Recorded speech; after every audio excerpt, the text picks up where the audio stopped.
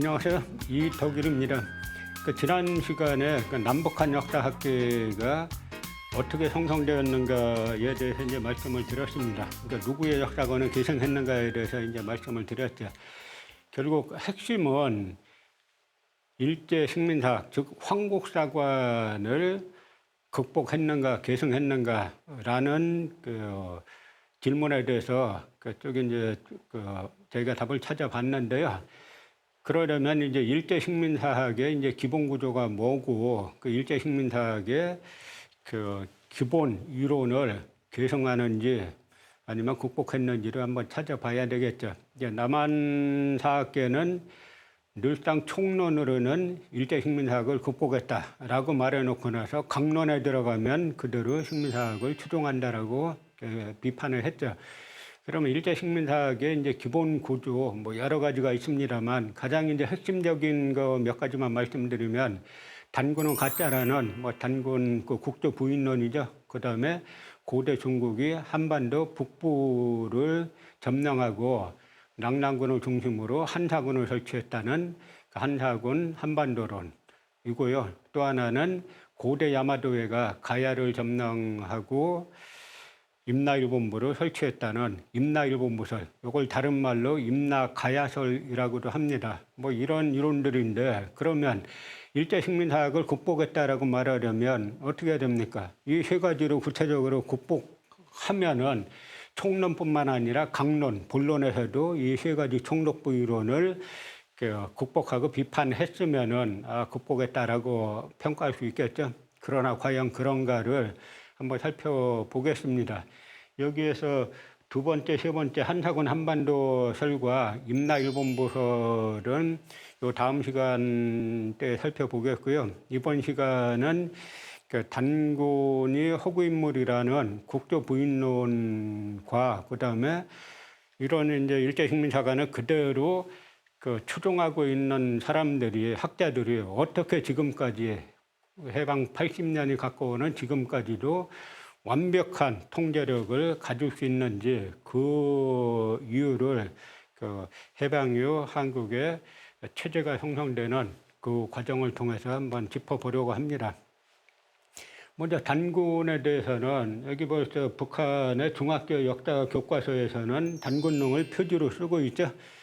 그래서 리순진이라는 북한 학자가 뭐라고 썼냐면 해방 전에 일제 오용사가들은 우리 민족의 자주의식을 거세하고 조선 역사의 후진성과 조선 민족의 예속성, 낙후성을 주입시키기 위하여 우리 민족사의 첫머리인 단군조선의 역사를 말살하는 한편, 단군조선의 역사를 말살했다는 거죠. 한편 평양 일대의 낙랑무덤을 한나라 낙랑군 시대의 유적으로 왜곡 날조하면서 그것을 기초자료로 하여 한나라 낙랑군이 평양 일대에 있었다는 낙랑군 재평양서를 조작해냈다라고 북한에서는 말하고 있는 거죠. 그러니까 이 짤막한 글에서 뭐냐면 단군은 가짜라고 한 것도 다 총독부고 낙랑군이 평양에 있었다라고 한 것도 다 총독부라고 비판하고 있는 겁니다. 우리나라, 제가 그래도 이 나라에서 옛날 과거 사료를 봤다면, 좀 봤다면 본 사람인데요. 우리나라 어떤 학자도 대한제국이 멸망하기까지 단군이 가짜다라고 주장한 사람은 아무도 없어요. 단지 기자, 우리가 흔히 이제 단군조선을 단군조선, 기자조선, 위만조선 이렇게 설명하기도 하는데요. 그중에 두 번째인 기자가 중국 은나라에서 왔지 않습니까?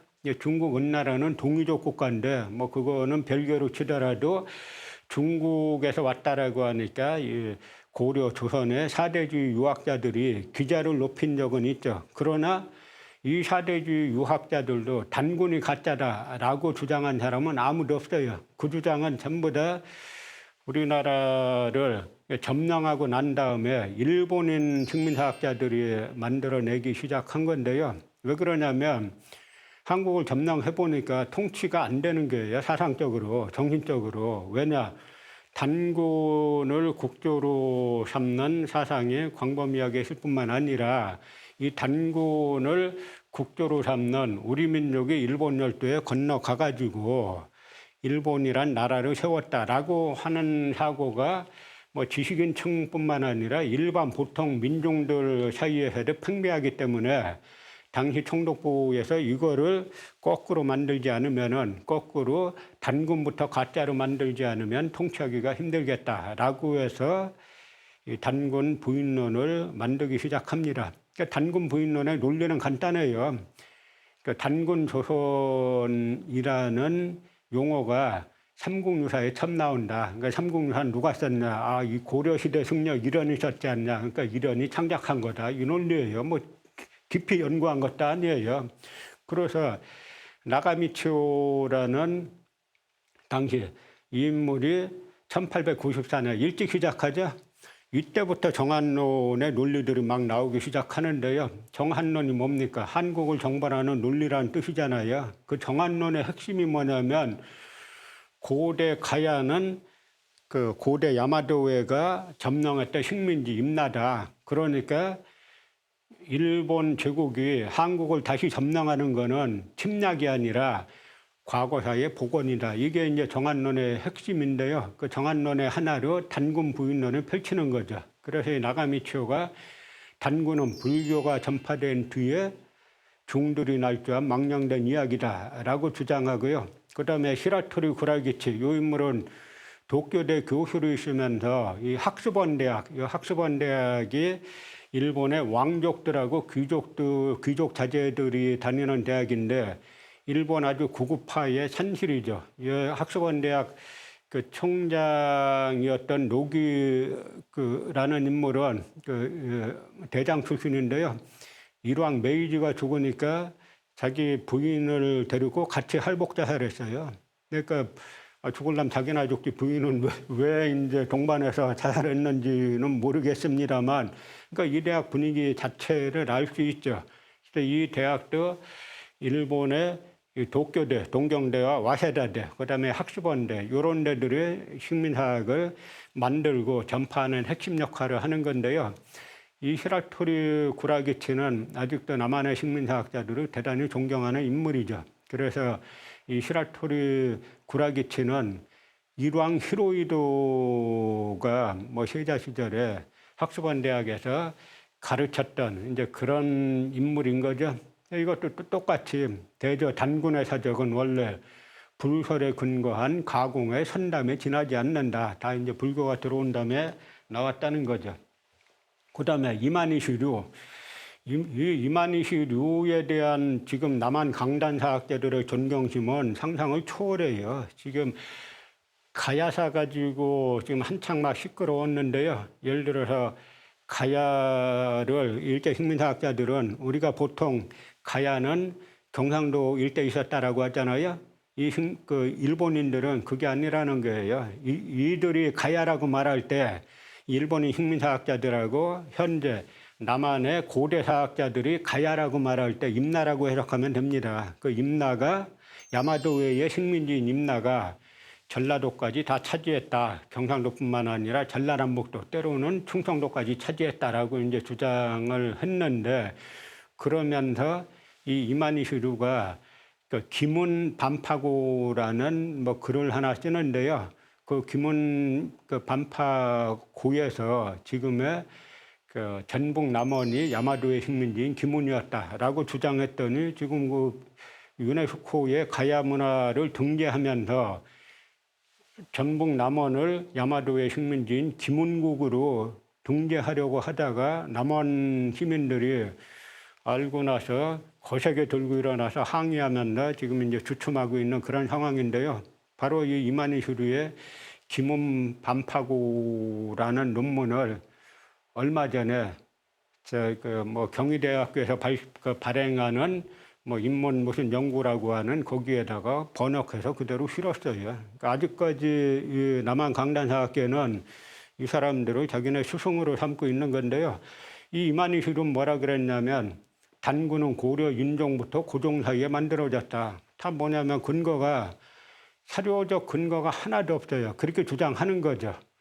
왜 고려 인종부터 고종 사이에 만들어졌다고 주장하는 근거가 뭐냐라고 하면은 근거 하나 제시 못해요. 난 그렇게 생각한다죠.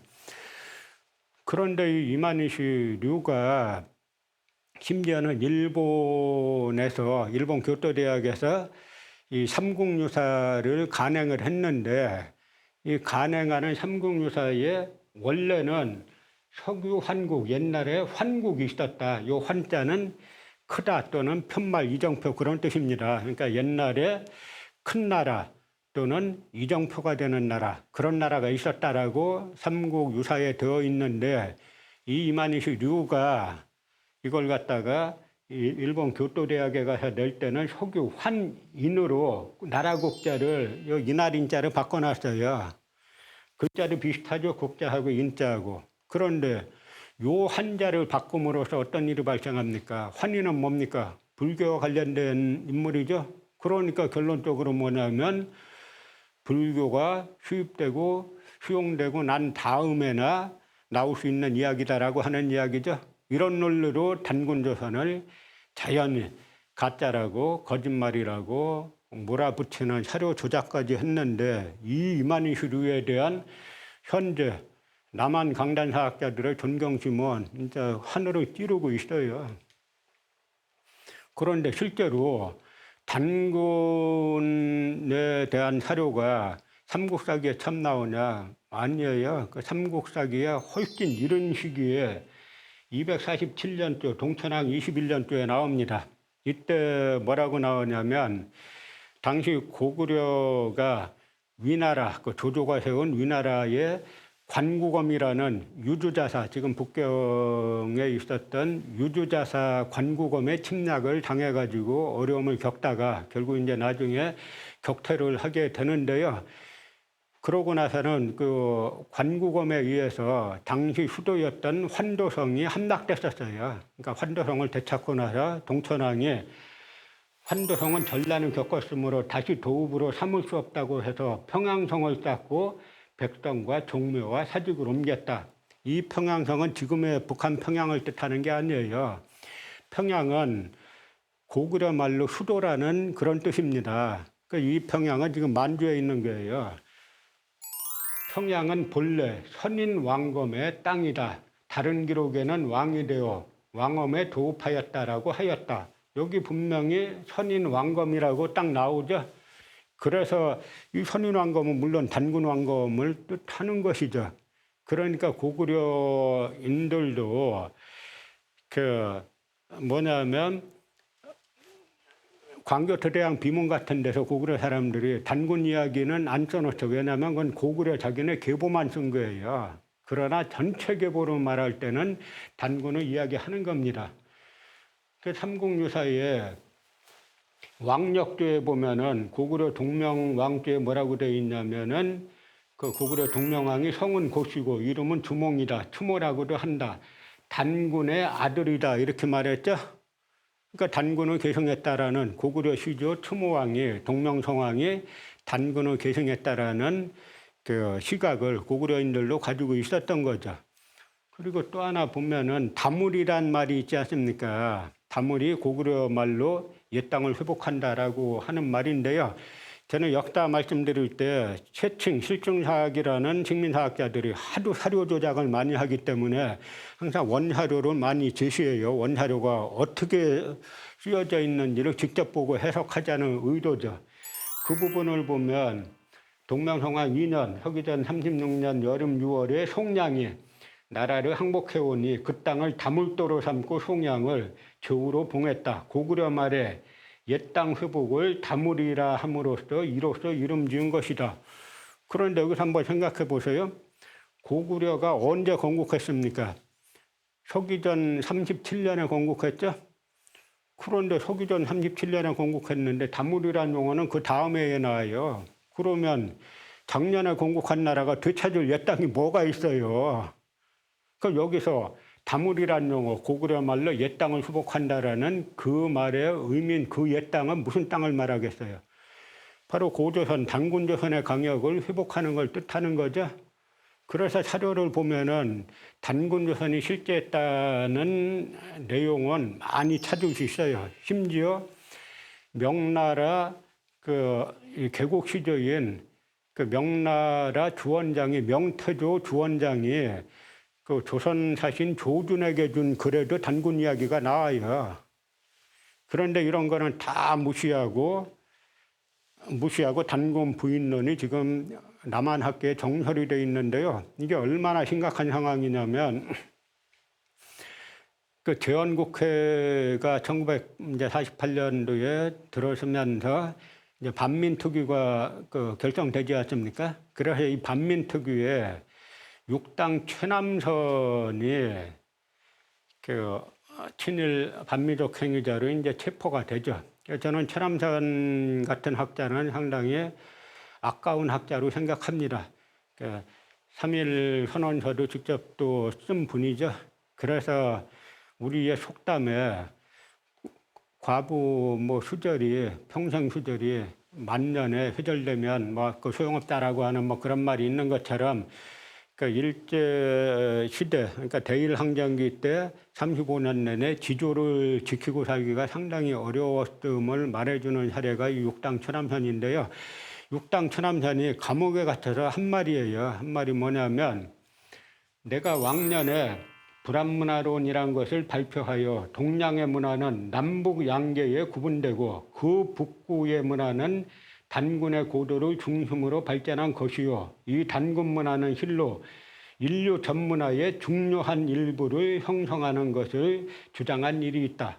그 중에는 자연히 일본도 단군 중심 문화의 일익임을 언급하였었다. 뭐냐면 그 최남선이 내가 친일했다 뭐했다 하는 말 다 좋다나 변명 안 한다. 단 내가 단군을 모함했다는 이 말만은 나한테 씌우지 말아라. 그 이야기예요. 나는 일본 문화도 단군 문화의 한 부분이라고 말했지 난 단군을 부인한 적은 없다. 이 친일파로 몰린 육당 최남선도 그렇게 말했습니다. 근데 현실은 뭡니까? EBS라는 공영방송에서 개천절 즈음해가지고 방송하는 게 단군은 가짜다. 버젓이 우리가 아는 단군조선 담궈보세요. 실제한 역사 노노, 실제 있었던 역사 아니다 노노. 이거 지금 우리의 현실을 정확히 보여주는 거예요. 교육방송이란 데서 개천절 즈음에 단군은 가짜다라고 주장하는 학자를 데려다가 우리가 아는 단군조선은 실제한 역사, 실제 있었던 역사 노노 아니다. 이게 바로 우리의 현실인 겁니다. 그 뿌리가 뭐냐? 전부 다 그 뿌리를 찾아보면 전부 다 총독부 역사관, 황국사관에 다 있는 거죠. 남한 강단사학계의 두 태도, 한 명은 이병조, 두 개 이병도고 한 명은 취암, 심석호인데 두 개 이병도는 주로 서울대학교 사학과하고 그 학술원 원장을 대한민국 학술원 원장을 20년을 했죠. 그다음에 취암 심석호는 국사편찬위원회와 고려대 성균관대 이런 데 사학과에 있으면서 식민사학을 하나뿐인 정설로 만드는데 결정적 역할을 한 인물인데요. 여기에 보세요. 뭐라고 말하나. 단군은 당뇨 25년 무진년에 즉위하여 처음으로 조선을 개국하고 왕검성에 도읍하고 1천여 년 동안 나라를 다스리다가 주무왕 김효의 무왕이 은나라 유신 기자를 조선왕으로 봉하자 단군은 아사달에 들어가 산신이 되었다는 것이다. 이것을 역사적 사실로 믿을 사람이 어디 있단 말인가. 삼척동자도 믿지 아니할 것이다. 총독부 사람들이 한 것보다 더 심하게 단군은 부인하죠. 전 세계에서 신화를 역사가 아닌 거짓말이다라고 해석하는 부류는 딱 두 부류예요. 남한의 강단사학자들, 식민사학자들하고 일본 구구파 역사학자들. 그 일본 구구파 역사학자들은 또 자기네 신화 이야기할 땐 또 가짜라고 하네요. 유독 우리 신화만 이야기할 때 가짜라 그러는 거죠. 전 세계 모든 역사학계는 신화는 사실의 반영이라고 봅니다. 그래서 해석이 중요한 거죠, 신화를. 그리스 로마 신화 다 뻥이야, 다 가짜야 이렇게 말하는 학자 보셨어요? 여기는 유독 그래서 우리는 단군 신화란 말 대신에 윤내원 교수가 사화라는 말을 쓰자라고 해갖고 역사사자 써서 단군 사화 이렇게 말하기도 하는데요.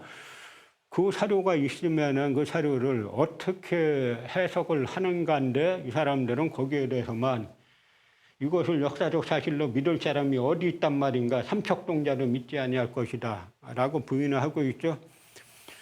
이 취암신석호 뭐 일제시대 그 창씨 개명한 게 테라타니 휴전인데 이 사람에 대한 존경심이 그야말로 뭐 하늘을 찔러요. 그래서 신석호 이 사람들은 제가 요즘 이 사람들 보면 요카타 일본 사람들 입는 옷 있잖아요. 그거 마음속으로 입고 싶어하는 사람들인 것 같은데 하여간 한복을 입고 나와가지고 우리 역사를 갖다 왜곡하고 하는 게 아주 습성화돼 있어요. 뭐 이 신석호 이분뿐만 아니라 아주 습성화돼 있는데 뭐 보세요. 내가 경성 제국대 본과 때 주로 가르침을 받았던 선생은 이만희시 류 박사라는 일본인이었다. 그는 비교적 학자적 입장에서 사실을 왜곡하지 않은 것으로 생각한다. 아까 이만희시 류가 사료 조작의 달인이라 그랬죠. 그래서 삼국유사에 석유환국이라고 되어 있는 걸 갖다가 석유환인이라고 고쳐가지고 조작한 인물이고, 뭐 점재현 흰사비를 발견했다라고 조작한 인물이고, 하여간 사료 조작의 달인인데 이 남한 강단사학계의 이병도와 더불어 두 태두인 신석호는 비교적 학자적 입장에서 사실을 왜곡하지 않은 것으로 생각한다. 그러니까 아직도 이 강단사학자들이 이만희시 류가 전북 남원을 갖다가 야마도의 식민지인 기문이라고 한 걸 갖다가 사실로 밀어붙이다가 남원 시민들의 거센 항의에 지금 봉착해 있는 거죠. 거기다 또 단군의 건국연대는 실제보다 약 2000년 올라가 있으므로 5.16 혁명 이후 단기를 폐지하고 세계 공통으로 사용하는 석유를 연호로 사용하게 된 것이다. 단군의 건국연대가 실제보다 2000년 올라가 있다는 거잖아요. 그럼 뭡니까? 단군유산 다 가짜라는 거죠? 이게 한국 역사학자들이 갖고 있는 실체인데, 그래서 단군에 대해서는 아주 전방위적인 공격이에요. 그나마는 한국에서 이런 단군항검, 이런 그 우표로 만든 게 대단하다고 생각하죠. 북한에서는 조선민족의 시조왕 단군에 능해가지고 우표 만든 게 북한은 원래부터 단군의 존재를 인정했으니까 당연한데, 전방위로 단군이 가짜라고 난리치는 와중에 이런 우표 발행한 게 전 대단하다고 생각합니다. 그러니까 단군에 대해서는 일본 구구파, 중화패권주의 역사관, 그다음에 남한 강단 식민사학에서 단군 부인에 아주 열을 올리고 있죠. 조금 먼 것처럼 이 남한 역사학계의 두 태두 중에 한 명인 신석호, 경성제국대 사학과를 나왔는데요. 1940년에 그러니까 조선사 편수회, 총독부 직속의 조선사 편수회에 들어가가지고 17년 동안 근무를 했는데 그 공으로 1940년에 조선총독부 조선사 편수회 수사관을 있으면서 일본 귀원 2600년 기념장을 수여했어요. 일본 귀원 2600년이라는 거 다 거짓말이에요. 자기네 역사를 갖다가 1000년 이상 더 이제 끌어내린 거죠, 귀원을. 그래서 2600년으로 만들어서 기념장, 훈장을 받은 거죠. 저 훈장 아무나 못 받아요. 이런 사실들이 아주 남한 역사, 강단 역사학계는 아주 특급 비밀이에요. 이런 얘기 했다가는 남한 학계에서는 살아남기 힘들어요. 그래서 이 신석호 자신이 한 이야기를 보세요. 나는 1929년 제1회 경성제국대학 조선사학과를 졸업한 후부터 8.15 해방까지 17년 동안 조선사 편수회에 근무하였으며 해방 후 이것을 국사편찬위원회로 개편하여 정년 퇴직할 때까지 봉직하였으니 이 기관은 나의 일생을 바친 곳이다. 여기서 문제점 못 느끼세요? 이 기관이 어딜 말하는 거예요? 조선사 편수회와 국사편찬위원회를 말하는 거죠? 같은 기관이에요? 그런데 1990년에 대한민국 국사편찬위원회에서 자기네 국사편찬위원회에 살을 쪘어요. 자기네 국사편찬위원회라는 조직에 살을 쪘는데 여기에 역대 퇴직자 명단, 신석호, 재직 기간이 1929년 4월부터 1965년 1월 22일까지로 써놨어요. 대한민국 국사편찬위원회에서 신석호의 재직 기간이 1929년부터라는 거예요. 이게 믿어지세요?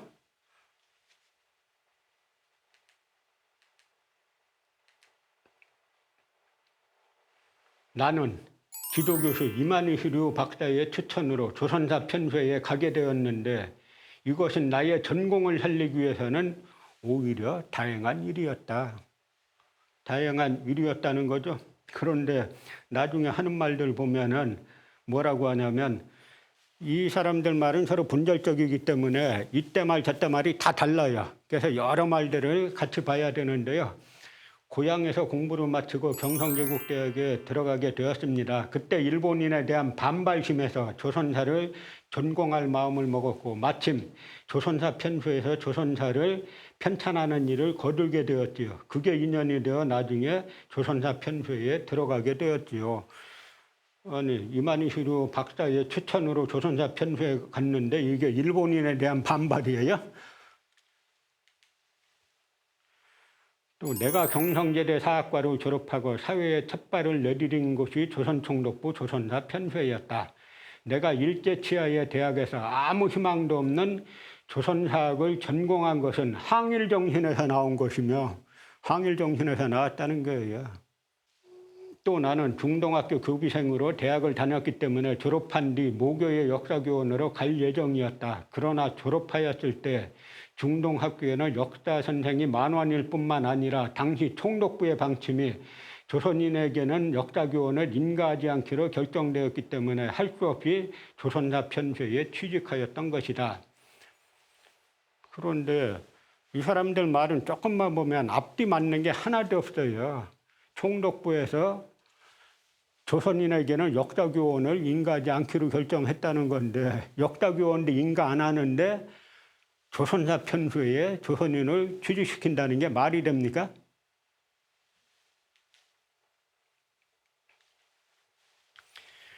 또 나는 성대 경성제대를 마치고는 중동학교 역사 선생이 소원이었는데 졸업하고 보니 만원이야. 그래서 총독부의 조선사 편수에 들어갔는데 그게 조선왕조사를 하는데 결정적인 도움을 줬지.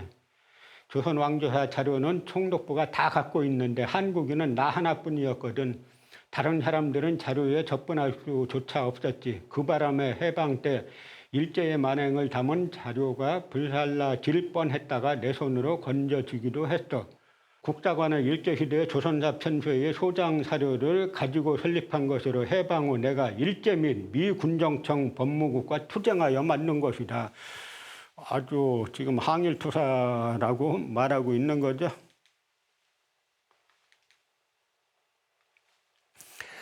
그런데 이러한 앞뒤가 말 같지도 않은 이야기, 이 신석호라는 사람이 얼마나 친일로 머리가 똘똘 가득 차 있으면 1940년에 일본에서 주는 훈장을 받았겠으며 악질 중에 악질의 형사학자가 이만희슈인데 이만희슈의 추천으로 조선총독부 조선사 편수회에 들어갈 수 있었겠습니까? 그런데 그 해방 공간에서 이병도나 신석호는 친일 행적이 너무 뚜렷했기 때문에 사실 어려웠어요. 그래서 그 이병도 같은 경우는 진단학교에서 제명운동이 벌어지기도 했는데 이 사람들이 다시 살아나게 된 거는 분단체제 때문입니다. 그래서 1961년에 5.16 쿠데타가 일어나고 그 다음 해에 그 최고회의보 당시에 이제 최고회의 국가재건 최고회의라는 게 있었죠. 그 국가재건 최고회의에서 내는 최고회의보에 이 신석호가 쓴 거를 보세요. 우리나라는 조선왕조 후반기 약 300년간 당파 싸움으로 사회가 부패하여 결국 일제 침략을 받게 되었던 것이다. 결국 잘못은 뭐예요? 우리가 잘못해서 망한 거죠? 일본이 잘못한 거 아니에요. 300년간 당파 싸움으로 사회가 부패하여 결국 일제 침략을 받게 되었던 것이다. 그 다음에 특히 북한 공산주의자들과 싸우고 있는 우리로서는 더욱 일치단결하여 국가와 민족을 위하여 올바른 정치를 해나가야 할 터인데 해방 직후부터 민족 진영은 사분오열하여 서로 헐뜯고 정권과 이권을 획득하기에 혈안이 되었고 해방 직후부터 부인하는 거죠. 해방됐는데 민족 진영은 서로 헐뜯고 정권과 이권을 획득하기에 혈안이 되었고 잘못됐다는 거죠. 4.19 혁명으로 인하여 민주당이 정권을 잡았으나 그들도 또한 부패하고 부정불법을 감행할 뿐만 아니라 오히려 자유당보다도 무능하여 공산간첩과 용공주의자들이 판을 쳐도 수수방관하여 대한민국의 장래가 매우 위험하게 되었으므로 박정희 의장을 중심으로 한 국군 장병이 일어나 5.16 군사혁명을 일으키게 되었던 것이다. 남한의 강단사학계는 보수 진보도 없고 좌우도 없다 그랬잖아요. 그 진보라고 하는 사람들이 또 신조코에 대한 존경이 상상을 초월할 정도죠. 또 한 명 이병도. 이병도는 자기 자신은 총독부 조선사 편서에 근무했지만 그냥 촉탁으로 무엇을 촉탁으로 왔다 갔다 했다라고 변명했는데 저희가 용인에 답사를 갔다가 우연히 이병도 아버지의 그 무덤을 발견했는데 거기에 딱 보니까 딱 수사관이라고 조선사 편지에 수사관이라고 딱 써놨어요. 이병도로 갔다가 이 관자는 그때나 지금이나 5급 이상에 붙이는 거죠. 그러니까 본인이 뭐 자기는 돈 안 받고 그냥 촉탁으로 왔다 갔다 자료 보려고 왔다 갔다 했다라고 하는 것이 집안의 비문에 의해서 거짓말로 드러난 거죠. 어떻게 보면은 일제의 패망으로 가장 큰 혜택을 본 사람들이 식민사학자들이에요. 자기네 스승들이 쫓겨가면서 일약 이 사람들이 기껏 이 당시에 잘해봐야 그 고등학교 교원이었던 사람들이 나라 전체의 역사기관을 다 장악하고 나라의 대학교 사학과들을 다 장악하게 돼가지고 그야말로 태두로 불린 뭐 그런 사람들인 거죠. 서울대 사학과 교수하고 대학원장하고 문교부 장관까지 하고 학술원 원장을 20년 동안 했어요. 그런데 김창룡이라는 사람이 있습니다. 육군 특무부대장 출신인데요. 그 이승만 정권 때 육군 특무부대장 출신인데 일제 관동군 헌병 하사관 출신이에요. 그래서 나중에 장군까지 승승장구했는데 1956년 1월에 저격을 당했죠. 그래서 김창룡 소장, 육군 특무부대장 피격 해가지고 괴한에 총탄받고 절명이라고 썼는데 이때 이 김창룡을 저격하니까 이 김창룡 이 사람에 대해서는 당시 이제 허태영 대령이라는 인물이 이 저격을 했는데 이제 어떤 일이 이제 발생하냐면 이 허태영 대령이 김창룡을 쏴 죽였다 그러니까 대다수 사람들은 좌우를 떠나가지고 김창룡에 대해서는 대부분 부정적이었죠. 왜 부정적이었냐면 사람을 너무 많이 죽였어요. 그런데 이 김창룡에 대한 묘비명을 갖다가 문학박사 이병도가 썼어요. 문장 보면 대단하죠. 조국 치안에 중책을 띠고 반역분자 적발에 귀재의 영명을 날리던 고 육군 특무대장 김창룡 중장은 1956년 1월 30일 출근 도중에 돌연 괴한의 저격을 입어 불행히도 순직하였다. 이 참변을 듣고 누구하니 놀라고 슬퍼하랴. 아, 이런 변이 있을까. 나라의 큰 손실이구나 함이 이구동성의 외침이었다. 그는 본시 영웅 출생으로 1947년에 육자를 마치고 구 육군본부 정보국 방첩과장에 취임하여 이래 수차, 누차 숙군을 단행하여 군의 육성 발전에 이바지하였다. 특히 동란 중에는 군경합동수사본부장으로 맹활동을 개시하여 간첩 오열분자, 기타를 검거 처단함이 근 2만 5천 명.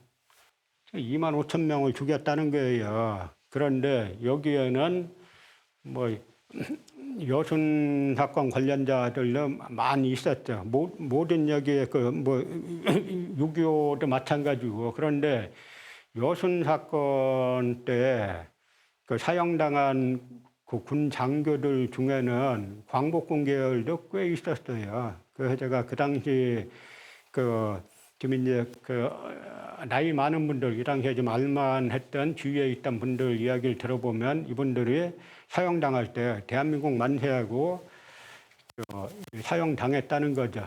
그래서 김창룡이 그렇게 저주의 대명사가 된 거는 무고한 사람들을 갖다가 그냥 북한과 연관시켜가지고 간첩으로 몰아서 죽인 숫자가 너무 많았기 때문에 이 비판의 표적이 됐는데, 역사학자라는 사람이 간첩 오렬분자, 기타를 검거 처단함이 근 2만 5천 명, 전시방첩의 특수임무를 달성하였다. 51년 육군 특무부대장에 부임하여서는 더욱 헌신적 노력과 탁월한 지휘로서 국가 및 군사안전보장에 기여하였다. 그는 죽었으나 그 흘린 피는 전투에 흘린 그 이상의 고귀한 피였고 그 후는 길이 호국의 신이 될 것이다. 여러분, 이 김창룡이 호국의 신으로 있는 나라에 살고 싶어서요? 저는 솔직히 별로 살고 싶지 않아요. 이런 사람이 호국의 신으로 있으면은. 그러니까 이 비문을 쓰더라도 역사학자의 눈꽃만큼의 양심만 있으면은 이렇게는 못 쓰죠. 그런데 아까 신석호가 하는 이야기나 5.16 군사혁명이 일어나게 되었다 하는 이야기나 지금 이 이야기나 다를 바가 없는 거죠. 정상적인 국가 같았으면 만약에 우리나라가 프랑스 같은 해방 이후에 그런 이제 정치 경로를 겪었으면은 사회주의 계열의 독립운동가들이 뭐 사회민주당을 만들고, 그다음에 민족주의 계열의 독립운동가들이 뭐 프랑스에서는 인민전선을 만들었는데요. 우리는 뭐 국민당을 만들든지 그 국민민주당을 만들든지 해가지고 이들이 여야를 이뤘으면 되는데 현실은 어땠습니까? 사회주의 계열은 말할 것도 없고 백범 김구 계열의 한국독립당도 완전히 다 제거가 됐죠. 그래서 결국은 친일 정당인 자유당과 또 친일 주주정당인 한민당, 이 두 당이 여야를 이뤄가지고 지금까지 오는 겁니다. 그러다 보니까 뭐가 정권이 바뀌면 뭐 될 것 같은데 별로 안 바뀌잖아요. 그 뿌리가 여기에 있는 거예요. 한국민족문화 대백과사전에서 이병도 신석호와 이농화를 한번 보세요. 제가 예전에 어떤 일이 있었냐면 이제 친일 반민족 행위 진상규명위원회라는 게 있었죠. 거기에서 이제 친일 반민족 행위자들을 갖다가 선정해서 발표한 적이 있어요. 어떤 기자가 전화 왔길래 정말 딴 분야는 그렇다고 치고 내가 속한 역사학 분야만 한번 보자. 그럼 거기에 이농화만 들어가고 이병도 신석호는 빠져 있더라. 그러면은 예를 들어서 조선사 편소에 근무했던 걸 기준으로 이 친일 반민족 행위자를 선정한다면은 조선사 편소에 근무했던 사람들을 다 집어넣든지 아니면은 그 중에서 일부를 선별한다고 하면은 죄질이 안 좋은 사람을 해야 될 거 아니냐. 그런데 왜 이능화만 들어가고 이병도 신석호는 빠졌나? 그러니까 잘 모르겠습니다. 당연히 그 기자가 잘 모를 수밖에 없겠죠. 구조가 그렇게 돼 있으니까. 근데 한국민족문화 대백과사전에 이농한 뭐라고 되어 있냐면 일제강점기 조선불교 통사, 조선 해오 화사, 이건 조선 기생 이야기예요. 조선 무속고 등을 저술한 학자, 친일 반민족 행위자, 딱 이렇게 써놨죠. 그 이병도에 대해서는 해방 이후 국사대관, 한국고대사연구, 두계자필 등을 저술한 학자, 역사학자 이렇게 써놨어요. 신석호에 대해서는 해방 이후 서울시사 편찬위원회 위원, 한국사연구회 회장 등을 역임한 학자, 역사학자 이렇게 써놨어요. 그럼 이 사람들이 실종사학자라 그랬죠 다? 실종사학자가 실종대로 써야 되잖아요. 그러면 공정하게 기술해야 된다. 객관적으로 기술해야 된다. 실종사학자들 입에 달고 다니는 말이 공정과 객관이죠. 공정, 객관으로 쓰려면 셋다 이농화를 친일 반미적 행위자로 써놨으면은 이병도나 신석호는 그 앞에 악질 친일 반미적 행위자 이렇게 써놔야 돼요. 왜냐하면 이농화는 1943년에 세상을 떠났기 때문에 해방 이후에 한국의 역사학계가 총독부 역사관으로 가는 것과는 관련이 없었죠. 근데 이 두 사람은 이병도, 신석호는 해방된 나라의 역사학을 갖다가 총독부 역사관으로 계속 끌고 갔을 뿐만 아니라 여기에 비판을 하면은 완전히 몰아내고 말살시켰죠. 심지어 이 총독부에서 만든 황국사관 중에 하나가 뭐가 있냐면요. 삼국사기 초기 기록 불신론이라는 게 있어요. 야마도회가 가야를 점령했다라고 주장하려고 하다 보니까 삼국사기하고 안 맞거든요. 그러니까 삼국사기 가짜로 몰았는데 삼국사기 앞부분 기록은 다 가짜다라고 몰았는데 예를 들어서 예전에 이제 요즘은 이런 게 조금씩 알려지면서 조금 희석화됐습니다만 예전에는 논문 제출할 때 삼국사기 초기 기록을 인용해서 제출하면은 논문 탈락 사유 1, 삼국사기 초기 기록을 인용했음. 이렇게 논문 탈락 사유가 적혀 있었어요. 근데 이 카루텔이 놀라운 카루텔이죠. 이거 겉으로 안 드러나요. 왜 안 드러나냐면 보수뿐만 아니라 진보까지도 다 한 통속이기 때문에 안 드러나는 건데, 그러니까 한국 사회에는 진정한 보수도 없고 진정한 진보도 없다라고 하는 말이 이 역사학교에 오면 정확하게 맞는 말이죠. 그래서 친일 반민족 행위 진상규명위원회에서 친일 반민족 행위를 갖다가 선정하는데요. 여기 보면 다들 어떻게 개인적으로 보면 우리 사회에 존경받는 분들이 많이 있죠. 그런데 친일 반민족 행위자를 선정하려면은 그야말로 객관적이고 공정하게 해야죠. 최소한 누군 빼고 누군 넣고 하지 말고. 그래서 이 친일 반민족 행위 진상규명위원회 위원장이었던 이제 강만길 교수의 자서전이 역사가의 시간이라는 건데요. 이 뒷부분에 보면은 그 친일 반민족 행위 진상규명위원장일 때 그 이야기를 일기로 써놨어요. 그거 보고 제가 또 놀란 사실들이 여러 개 있습니다. 먼저 서로는 좋아요. 친일 반민족 행위 진상규명이 가지는 역사적 의의의 문제인데 치욕스러운 역사도 철저히 밝혀서 가르침으로써 역사 반성의 폭을 넓힐 수 있어야 한다. 친일 반민족 행위의 진상을 철저히 규명해서 역사적 단죄로 하지 않고는 사회 정의가 서지 않는다. 친일 반민족 행위 규명과 역사적 단죄는 평화 통일의 추진 과정과도 깊이 연관되어 있다. 다 맞는 말이에요. 구구절절. 아주 좋은 말이죠.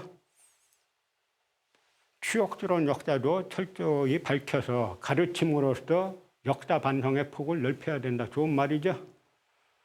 그리고 친일 반민족 행위에 대해서 역사적 단죄로 하지 않고는 사회정의가 서지 않는다.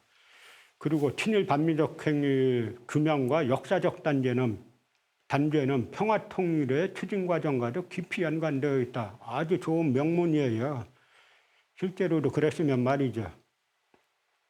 그런데 이 당시에 친일 반민족 행위자로 선정되면은 그 집안에 당신네 집안은 친일 반민족 행위자로 선정되었습니다라고 이 위원회에서 공문을 보냈어요. 그 공문 받은 거를 써놨는데 뭐라고 썼냐면 읽어보죠. 조선총독부 중추원 부찬일을 지냄으로써 친일 반민족 행위자로 일단 선정된 김명수의 증손 김종철 씨가 전화를 걸어서 왜 이런 통지서를 보내 다시 불쾌하게 하는가 하고 항의했다. 중추원 찬일을 지낸 홍승목의 증손 홍기훈 씨도 같은 내용의 전화를 걸어왔다. 홍승목은 소설 임꺽정의 저자이며 해방 후 북에 가서 부수상을 지낸 벽초 홍명의 조부다. 벽초에 붙이는 한일합방을 자결을 했는데 조부는 조선총독부의 중추원 찬일을 지내 이번 친일 반민족행위 조사 대상자로 선정된 것이다. 불행한 일이 아닐 수 없다. 제가 지난 시간에 말씀드린 것처럼 벽초 홍명희 선생의 아버지인 홍범식 선생 전 금산군수는 나라 망하니까 자결하고, 홍명희 선생은 그 좌우합작 민족통합전선인 신간회의 사회주의자 대표로 그 신간회 부회장을 했죠. 그리고 그 아들인 홍기문은 또 이 일본에선 처음에 그 사회주의계열 독립운동을 하다가 이제 그 월북해가지고 북한에서 리두밋 이제 역사 연구를 한 분이죠. 제가 홍기문 씨가 1949년에 그 조선 고고학에 대한 그 조선 총독부의 고찰 그 논문에 대해서 읽어봤습니다. 그런데 이 3대가 독립운동한 집안도 친일 반민족 행위자로 선정됐다라고 보냈어요. 그런데 이병도 신석은 왜 빠지냐 하는 이야기죠.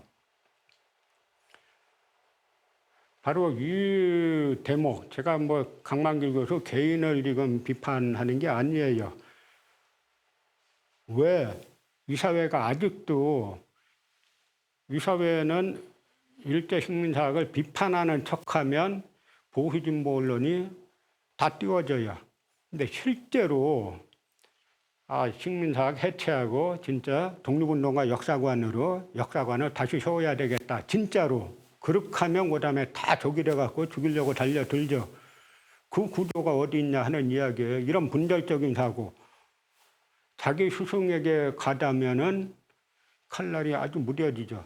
자기 스승에 대해서 뭐라고 했나 한번 보세요. 이번 다 그 역사의 시간, 자기 자서전에 나온 이야기를 제가 인용하는 거예요. 이 과정 전체, 그 대학원 과정을 뜻하는 건데요. 이 과정 전체를 통해 신석호 선생님이 계속 실질적 지도교수요 학위심사위원이었지만 자신의 전공 분야와 동떨어졌다 해서 간섭하는 일은 전혀 없었다. 이런 지도교수를 만나지 않았다면 아마 학문 생활을 하기 어려웠을 것이란 생각이다. 이 같은 은사님들의 교육자로서의 충정과 학자로서의 폭넓은 학문관이 뒷받침되어 역사학 연구자의 길을 걸을 수 있었다고 생각하면 그 같은 뜻높은 뒷받침에 부응할 만한 결과가 되었는지 자성하지 않을 수 없다. 이게 2018년에 쓴 거예요. 신석호 선생님의 뜻높은 뒷받침에 부응할 만한 결과가 되었는지 자성하지 않을 수 없다. 신석호에 대한 역사가의 시간 보면 모르겠습니다. 저는 차마 눈뜨고 보기 힘든 구절들이 많이 있었어요. 이 구절도 마찬가지인데요. 그러던 어느 날 신석호 선생님이 국평 근처 다방에서 전화를 걸어서 좀 나오라기에 무슨 일인가 하고 급히 나갔더니 고려대학교에 사의를 표했더니 총장이 후임을 추천하라기에 자네를 추천했으니 다음 학기 강의를 준비하라는 것이었다. 정말 귀를 의심했다. 국사편찬위원회에 족을 두고 여기저기 강사 생활을 하고 있는 7회 졸업생인 내가 신석호 선생님의 후임으로 더구나 사학과 졸업생 중 최초의 모교 전임 교원으로 추천되었다니 전혀 믿을 수 없는 일이었다. 지금 와서 솔직히 생각해보면, 이 말이 좋아요. 솔직히 생각해보면 만약 고려대학교 사학과가 아닌 다른 학교에 진학했더라면 신석호 선생님을 못 만났을 것이고 학부 졸업 후 국편에 취직하면서 대학원에 다닐 수 있는 그런 좋은 조건을 얻기 어려웠을 것이며 따라서 학문 생활을 계속하지도 못했을 것이라 생각한다. 그럼 뭡니까? 이게 솔직히 이렇게 생각했으면은 친일 반민족행위 진상규명위원회에 들어가면은 당연히 이 친일 역사학자들을 어떻게 할 건가 문제가 당연히 나오게 돼 있잖아요. 그럼 어떻게 해야 됩니까? 이건 내 사적 인연이고 공과 사는 구분해야 된다라고 해서 이병도 신석호를 집어넣든지 아니면은 나는 이분들과 관계를 끊을 수 없기 때문에 나는 친일 반민족행위 진상규명위원회 위원장 할 수 없습니다 했어야 되는 거죠. 근데 여기에서 제가 많은 그동안 저도 처음에 식민사학을 비판하면서 믿지 못할 일들을 너무 많이 경험했어요. 처음에 저도 사학과에서 학사, 석사, 박사로 다 했으니까 뭘 알았겠어요. 그런데 한 번은 제가 박사 과정 다닐 때는 학회를 좀 다녔죠. 사학과는 박사학위를 잘 안 주는 데예요. 그래서 사학과에서 박사학위 받으려면은 일반 학술지에 논문을 몇 편 게재해야 되는데 그러려면 그 학회에 다녀야 되니까 다녔는데 끝나고 같이 이렇게 술자리를 하면서 독립운동가 후손인 분을 만났어요. 이분은 이제 유명한 독립운동가 후손인데 잘난 이런 회사 때려치고 뒤늦게 이제 대학원에 사학과 들어와가지고 이제 공부하던 분인데, 저는 대학원 들어가 보니까 뭐가 이게 안 맞는 게 많아요. 이게 좀 이상한 게 많습니다. 제가 사실 처음 이제 사학과를 선택하게 된 거는 함석헌 선생의 영향이 많이 있었죠.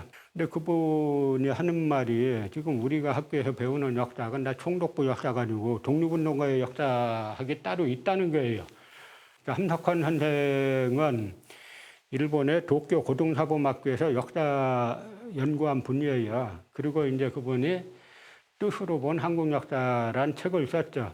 지금 보면은 그 책이 얼마나 훌륭했던 책인가에 대해서는 다른 생각을 할 수도 있죠. 그런데 이 책이 뜻으로 본 한국 역사를 처음 쓴 것이 일본이 제국주의 시대로 치달리던 1940년대에 오류동에 있던 같은 CR 멤버가 있어요. 송두용이라고. 근데 그분 집에서 이 몇몇 분들이 모였을 때 연말연시에 이 함석헌 선생이 한국사에 대해서 쭉 강연한 게 있습니다.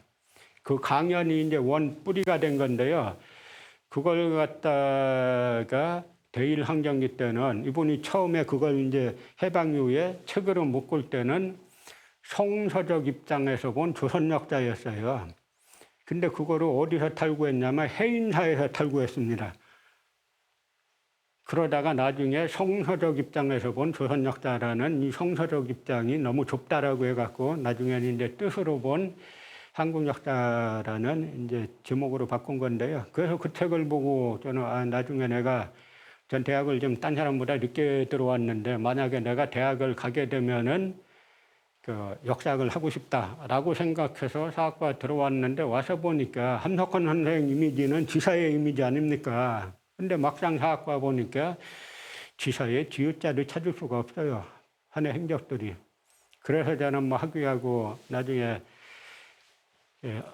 학교에 제가 교수가 못 돼서 역사평론가 길을 걸은 게 아니고 처음부터 나는 학위하면서부터 학교를 스스로 그만두고 나와가지고 이 길을 걸었는데요. 왜 그랬냐면 여기는 대학 교수가 되려고 하는 순간 자체 검열을 안 할 수가 없게 돼 있어요. 스스로 사상 검증을 하게 시스템이 돼 있어요. 이게 바로 지금까지 우리가 봤던 이병도 신석호 이 사람을 정점으로 해가지고 보수 진보할 것 없이 완전히 완벽한 카르텔로 역사학계를 지배하는 여기에 있는 거죠. 그래서 이병도에 대해서 김삼웅 전 이제 독립운영 관장님이 저희가 내는 역사와 융합이라는 학술지, 한국사에서 이병도 신석호 비판하면 학술지 내기가 힘들어요. 학술지에 싣기가 아주 힘듭니다. 그게 이병도는 조선총독부 직속의 조선사 편서에 들어가 일본인들이 조선총독부의 관점에 맞춰 한국사 전체를 왜곡하는 작업에 종사했다. 이병도는 이런 친일 전력 때문에 해방 후 진단학회에서 제명운동이 벌어졌다. 그러나 이승만 정권이 반공정책을 추진하고 1950년 6.25 한국전쟁으로 반공 이데올로기가 한국사회를 뒤덮으면서 기사회생에 학계의 원로로 승승장구했다. 1960년 이승만 정권은 4.19 혁명으로 붕괴되었지만 그 전리품은 보수 정치인들이 차지하면서 이병도는 허정과도 정권에서 4개월간 교육부 장관을 맡았다. 그때 그는 학생들이 정치민주화와 친일파 청산으로 나가는 것을 극력 저지했고 교원노조 활동을 극력 방해했다. 또 같은 김삼웅 관장님 이야기인데요. 5.16 쿠데타가 발생하자 이병도는 최고회의보 창간호에 5.16 군사혁명의 역사적 의의라는 글을 기고하여 쿠데타를 합리화시키는 데 기여했다. 그는 또한 77년에는 당시 중앙정보부장이던 김재규의 사주를 받아 사육진 유흥부를 김문기로 대체하려 했고, 자신의 집안 친척인 이완용의 관뚜껑을 불살라버리는 반역사적 행위를 서슴지 않았다. 그는 20년 가까이 학술원 원장을 역임했고 1980년부터는 8년 동안 전두환 정권의 국정자문위원을 역임했다. 평생을 친일 친독재로 일관한 이병도가 현재도 국사학계의 태도로 추앙받는다는 사실 자체만으로도 한국 국사학계가 왜 외국과 달리 국민들의 배척을 받는지를 말해주고 있다. 바로 이 대목이 핵심인 겁니다. 그러니까 지금 이 완벽한 카르텔 속에서 이병도 신석구로 대표되는 요 시스템을 비판하면은 완전히 매장시키는 카르텔이 지금도 남한 강단사학계는 유지되고 있는 거죠. 그래서 남북한 역사학이 왜 이렇게 다른가라는 그 뿌리는 바로 남한 역사학은 제가 달리 공부할 필요 없다고 하잖아요. 그냥 총독부에서 뭐라 그랬나 하면 그게 남한 역사학의 핵심이라는 겁니다. 이 부분을 해체 못하고는 우리가 남북 통일로 다가갈 수가 없어요. 총독부가 옳다, 총독부 역사관이 옳다라고 하는 거 역사관을 가지고 어떻게 대화가 되겠습니까? 딴 분야는 몰라도 이 분야에서만큼은 철저하게 그 총독부 역사관을 제거하고, 처음에 제가 말씀드린 것처럼 민족주의 역사학자들하고 사회주의 역사학자들하고 그 대한제국 멸망 이전까지 보는 역사관은 상당히 유사하다 그랬죠. 그래서 이런 역사관으로 우리가 빨리 바꿔야 언제가 될지 모르지만 남북 화해, 남북 통일의 길로 나갈 수 있는 것이라고 생각하고요. 뭐 그런 생각이기 때문에 오늘 이렇게 여러분들을 실명 비판한 겁니다. 다음 시간에는 조금 더 이제 구체적인 분야로 들어가려고 합니다. 임나 일본 무설 문제, 뭐 이런 문제에 대해서 이제 같이 생각해보는 시간을 갖겠습니다. 고맙습니다.